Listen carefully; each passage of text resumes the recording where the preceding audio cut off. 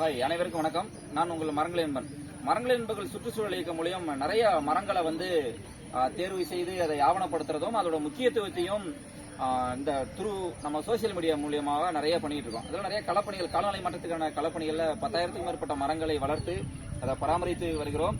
அதுல ஒரு நிறைய நல்ல விஷயங்களை செஞ்சிட்டு இருக்கோம். அதுல தொடர்ந்து பாருங்க, நம்மளோட முன்னோர்கள் வைத்த இந்த ஆலமரம், ஊருக்கு 4 ஆலமரம் அரச மரம் இருக்கும். அது ஒரு பெரிய ஆக்சிஜன் ஃபேக்டரி. அந்த ஊருக்கே தேவையான ஆக்சிஜனை கொடுக்கக்கூடிய இந்த மாதிரியான மரங்கள்.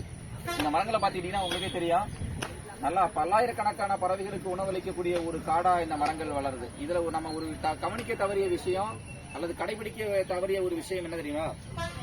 இந்த விடுதிகளை நம்ம இறக்க முன் வரதில்லை யாரும். ஒவ்வொரு கிராமங்கள்லயும் ஆலமரங்கள் 30 ஆண்டுகள், 40 ஆண்டுகள், 50 ஆண்டுகள் கடந்த பிறகும் அதன் பிறகு அதிலிருந்து இந்த விடுதிகளை இறக்க எல்லாருமே தவறிட்டோம், மறந்துட்டோம். காலத்துக்கு ஏற்ற நம்ம நிறைய மாறிட்டோம், ஓடிட்டு இருக்கோம். நம்ம முன்னோர்கள் வைத்த இந்த ஆலமரங்கள் ஒவ்வொரு கிராமங்கள்லயும் இந்த விழுதுகளை நமக்கு மண்ணை தொட வச்சிட்டோம்னா அது மிகப்பெரிய சக்சஸ்.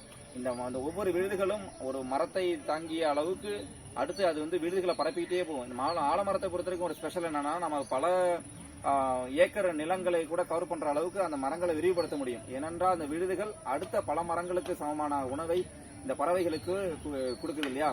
அப்போ இந்த ஒவ்வொரு கிராமங்கள்லயும் எங்களோட மரங்கள் என்பது சுற்றுச்சூழலுக்கு மூலியமா கொடுக்கக்கூடிய ஒரு சின்ன கோரிக்கை என்னன்னா, நம்ம இன்னைக்கு காலநிலையில ரொம்ப பல்வேறு விஷயங்களை நம்ம அனுபவிச்சுட்டு இருக்கோம்.